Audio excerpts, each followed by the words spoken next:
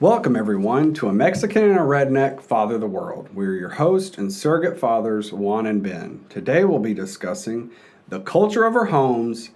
What are we teaching our families to value? Big topic. Yeah, very big topic. Very important topic. Very important. Yes. This is kind of a super major part of being a father. Yeah, I would say so. I think this is one of the primary tasks that we have as fathers, as far as like what the culture is and what is that we're actually going to be teaching our kids. And a lot of times I think whether you're actually being intentional about it or not, you are still developing a culture around that. And this is more about the subliminal, the stuff we're not necessarily saying or teaching. So you're teaching your kids about what music is okay to listen to, what words are okay to say when they're little. You know? Kind of like when my dad was telling me, "Don't cuss," but then every other word out of his mouth was a cuss word. Are you talking about stuff like that? Stuff like that. When my dad told me not to smoke while smoking a cigarette, and then I looked at his hand, and he was like, "Well, you got me," because he didn't even realize he was smoking a cigarette while giving me the "Do Not Smoke" lecture at 12. It was a time. Did you actually smoke though for a time?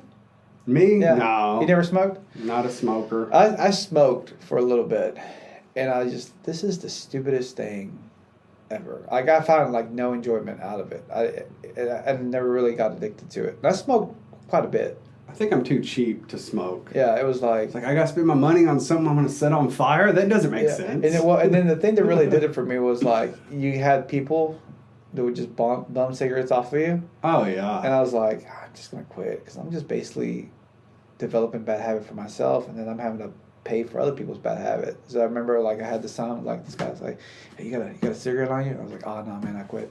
So what? He was kind of like, "Where am I going to get my cigarettes from?" I was like, "You're on your own, dude."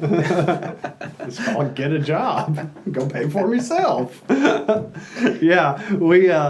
Yeah, but the culture of your homes, I heard a guy talk on this one time, and I was really kind of blown away when I realized, oh my goodness, every home has its own culture. And you really, really see it when you have your own kids, I've observed. You can't go to that person's house, their parents cuss too much, and I don't want you cussing. Or their parents listen to some pretty raunchy music, and I don't want you to listen to that. Or their parents beat them, and I don't want you to get hit by their parents. Whatever the culture may be. But then you see the good cultures. Well, their parents take them to the park a lot, and that's really good. And so it's kind of like taking a step back and going, what's my home culture? What am I teaching my kids that I'm not even realizing? Because that's the stuff that really sets up in them and really, unfortunately or fortunately, makes them who they become. Yeah. And it's funny, like, you talk about that, but man, I can remember as a kid knowing, like, the friends' houses that I was like, oh man, I wish I could go to their house more, because they had a really awesome culture. Yeah. It's like, oh yeah, there's peace, there's calm, there's like food in the refrigerator. What? Yeah, get snacks. Oh, snacks was the big one. We grew up extremely poor. And, we always had food. Yeah. Quote unquote. We never really had snacks.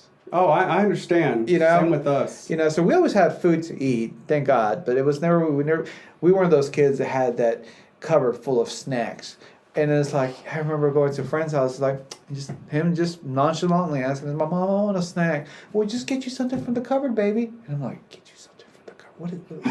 What do you mean? There's such a thing, But it's in, I'll tell you the big one, though. This was a big one for me, Ben. Especially growing up in kind of a little bit of a broken home. I had a good friend of mine. He invited me over for dinner, and we were going to have pizza. And, we're having pizza, and he had 3 boys. And then his son, one of his sons, he's holding the pizza, not really being too careful with it, and then just drops it, spills it all over the place.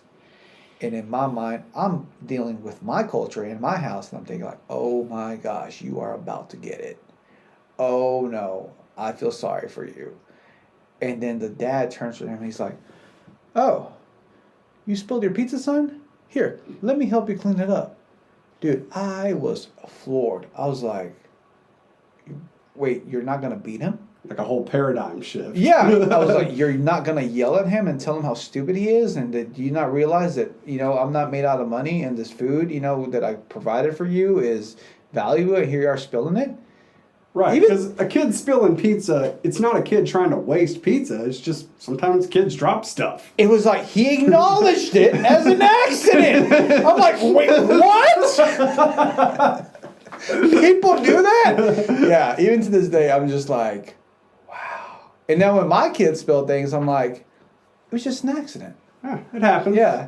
And even when it's intentional, I'm like, they're just kids. They're going to do dumb things. That's how they learn, by doing dumb things. And then looking at me and like, you ask them, why you did it? I don't know.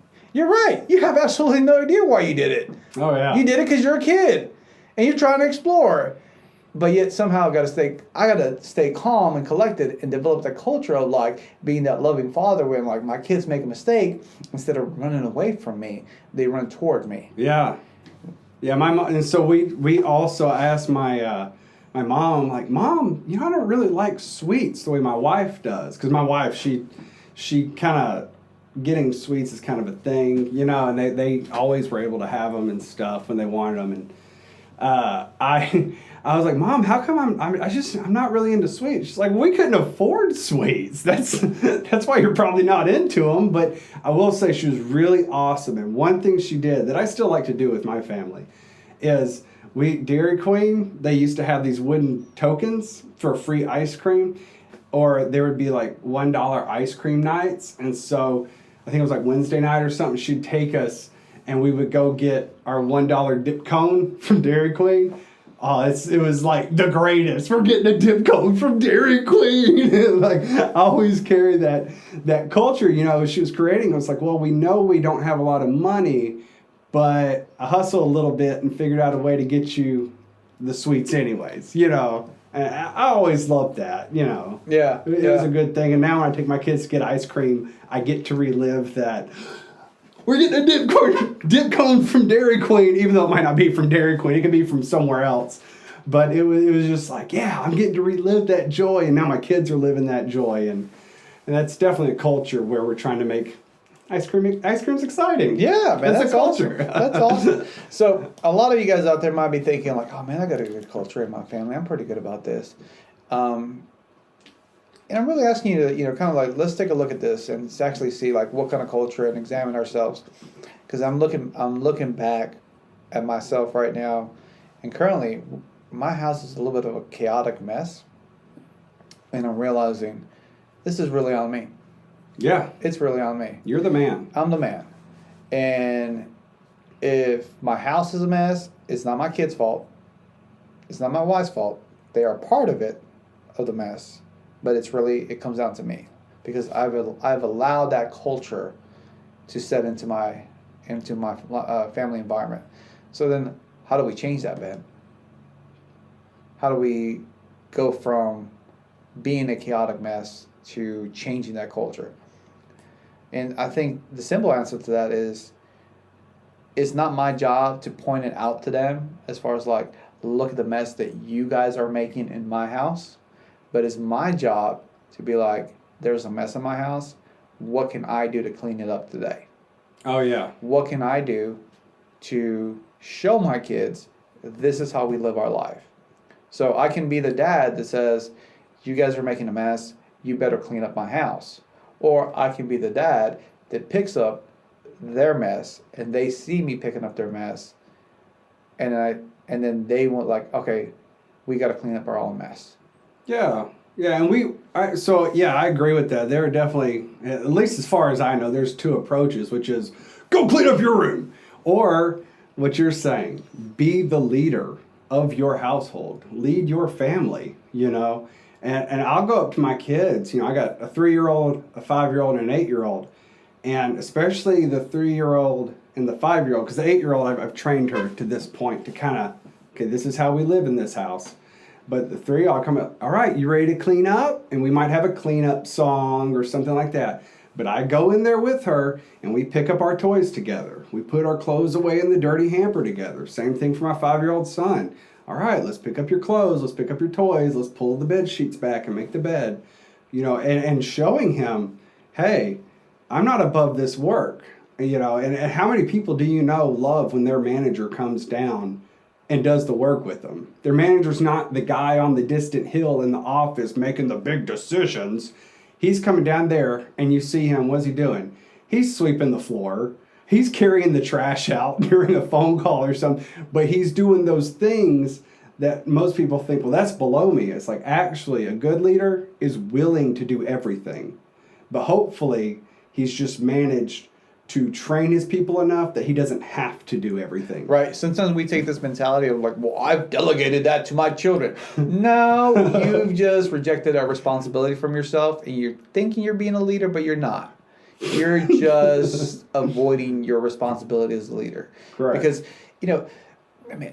there was this thought that I had as a kid, and like my parents would get on to me all the time because like that, I wasn't doing my job, and I wasn't doing this, and I wasn't grateful enough for them, for what they provided, and I had this thought. It's like, well, first of all, I didn't ask to be born. You chose to have sex with my mom, which caused her to get pregnant, and then I came out of her vagina. Okay? That was not my choice. That was your choice, Dad. Whether you were drunk or sober when you did it, you chose that. That's how babies are made? That's how babies are made. Wow! Yes. Yes. I've had it wrong this whole time. But, and I think about that. I think about that as my thoughts as a kid, as a young kid, thinking about that, and I'm like, yeah, these are my kids. And we go back to the podcast that we did last time about toys. Yeah. You just made a comment that kind of like made me go like, whoa. You said pick up our toys. I bought these toys for them, so you're right, they are my toys. So when I'm cleaning up the house and I'm helping them clean up their toys, no, I'm cleaning up my toys because I paid for them. They got them because I bought them for them, for us to enjoy. Oh man. So yeah, when I said clean up your toys, yeah, they are your toys, but then it's also my toys, so it's my responsibility to show them how we take care of the toys. Oh yeah, your responsibility extends just beyond. Well, I provided for you. It's like, yeah, now guide them. Yes. Yeah. Right. And I think a lot of people get distracted sometimes and forget that that's part of the deal of being a father is yeah, you created this person. Yeah, you bought them a toy or, gave them a bedroom to clean and all that stuff. But are you leading them, or are you too distracted with the career or the hobby or whatever it may be? No matter how important it may seem, are you still following up on your end of that agreement? You made that baby. Now show that baby how to live. Don't just leave them high and dry and go, well, look at the environment around you. It's like, well, if all you're doing is focusing on work or focusing on a hobby, then they think, oh, well, clearly what I should do is ignore my kids and do this other thing because parenting stopped at creation and here's some stuff to live on. Wow, that's really good. It's really good. Is it? Yeah, it is. I like it. Oh, good. I like what you're saying. Heck, if nobody gets anything out of it, I got something out of this. So this, best 15 minutes of my life right here, Ben. All right. So I was gonna say this too, as far as like out there, you guys, if you're out there, you're kind of you're frustrated in your life situation and you're like, man, everything's just a mess. Because I can say this right now from my personal experience right now, I could easily take that route and be like, man, my life just sucks. My house of chaos. Everything's just chaotic at home. It's just constant state of stress. But I choose to take the attitude of like, no, I got into this problem. I can get out of it. Oh yeah. And really, we got into this problem as me and my family. We can get out of it. Yeah. And it's not an overnight thing. It's a simple thing. Like, what am I going to do today to better my life situation? What lesson am I going to teach my kids today? Because even that's a subliminal thing that you might teach your kids. If you are showing them like, oh my gosh, this is too overwhelming, I can't handle it, then you're teaching that culture of like life is too overwhelming and it can't be easily handled. So you just give up. But if you're, hey, we're going to clean up the kitchen today, and we're going to work together on it. And then the next day you wake up and it's still a mess. Well, we cleaned it up for one day. But you start off by doing it one day at a time. And then that slowly becomes part of your culture, part of your habit of doing that. And then next thing you know, you have a really good life. That's right. And you've created that culture one day at a time, because it does not happen instantly. Yeah. You can't just say, all right, the house is clean when you were born, it's going to stay clean the rest. It's like, no, the house has to get cleaned every day in some way if you're living in it. You have to check yourself every single day. Because, when your kids come to you like, Daddy, will you play with me? Daddy, will you play with me? Like my son was last night. I put in the back of my mind, okay, I got these responsibilities right now, but tomorrow I'm setting aside time for him. So that was yesterday. So today, this afternoon, me and my son, we're going to go do something. As soon as we get through recording this podcast, actually, we're going to play Legos. So that's awesome. And I'll say this to you out there, guys, for anybody out there, going back to that story about how I experienced that father being a loving, caring father when his son spilled the pizza. To me, that was something that really impacted me in my life, and that's something that I try to do every day. But then at the same time, I have years to overcome of my dad not being a good dad to me, of being that angry dad when I did a mistake. Instead of responding in a loving, kind way, it's like it was angry and name calling because you made a mistake, and I still battle with that. I experienced that one thing that good father moment one time, which impacted me greatly, which obviously I'm talking about it. But my initial response, a lot of times to my kids, is to respond angrily. But I fight every day to be that father where it's like when they make a mistake, I don't respond out of anger, but I respond out of love and be like, oh, it's okay, we'll clean it up together. Yeah. And to be honest, I don't want to clean it up. And I don't want to clean it up together. I want them to clean it up. I want them to leave me alone. But I know that the right thing to do is for us to clean it up together. That's right, because fatherhood is 18 to life. No, I'm kidding. I love being a dad. All right, guys. Well, we just want to thank y'all for listening to a Mexican and a redneck father of the world. We love you, and we are proud of you.